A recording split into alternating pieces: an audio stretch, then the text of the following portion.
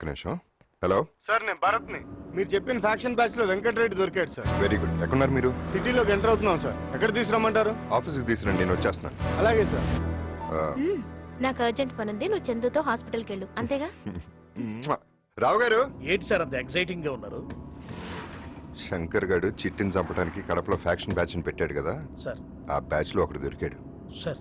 వాడిని ఉతికి నిజం కక్కించి సాక్ష్యం చెప్పిస్తే శంకర్ చాప్టర్ క్లోజ్డ్. బోస్ గారు ఎప్పుడు వస్తారండి? ఇంకా టైం పడుతుంది, వస్తారు. అంటే అప్పుడే రారా అండి? రారు.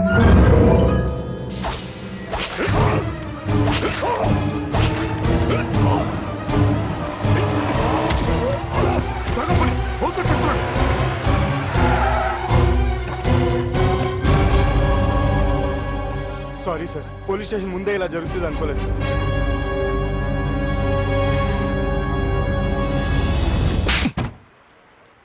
టెనీ సంతకం పెట్టు.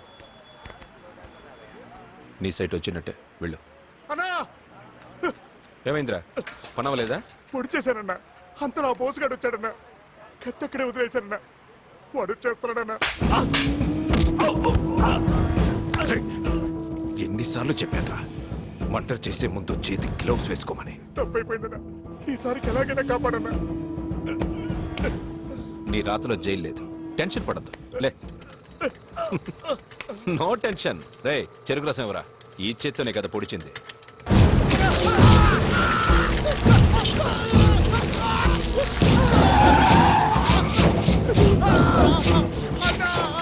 రండి బోస్ గారు, గదవకి తొందర ఎక్కువ.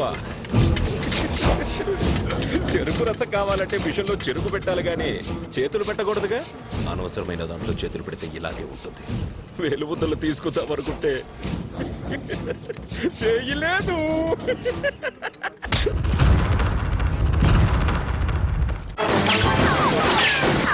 ఎవడైనా ముందుకొస్తే బుల్లెట్ దిగే ప్లేస్ మాత్రం.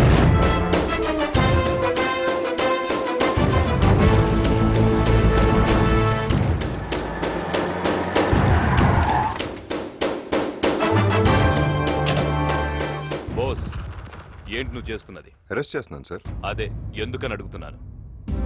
వీడు ఒక మర్డర్ కేసులో సాక్ష్యాన్ని మాయం చేయడానికి ట్రై చేస్తున్నాడు. అది నువ్వు ప్రూవ్ చేయగలవా? చేస్తాను. వీడిని వీడి వెనకాల ఉన్న మనుషులు అందరి బతుకులు బయటపెడతాను. హలో సార్, నమస్తే. నేను డిఏజీ మాట్లాడుతున్నాను సార్. బోసు శంకర్ని అరెస్ట్ చేస్తున్నాడు సార్. హోమ్ మినిస్టర్ మాట్లాడు. సార్,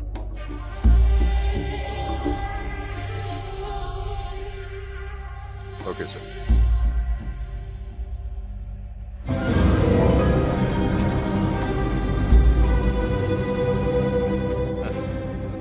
శంకర్ వెళ్ళండి. ఏంటి సార్ వాడిని అలా వదిలేశారు? Don't be disappointed. వీడి వెనకాల ఎవరెవరున్నారో తెలుసుకోవడానికి ట్రై చేశాను. ఇప్పుడు అర్థమైంది ఇంట్లోనే దొంగలున్నారని. అక్కడి నుంచి నరుక్కుంటూ వస్తే గానీ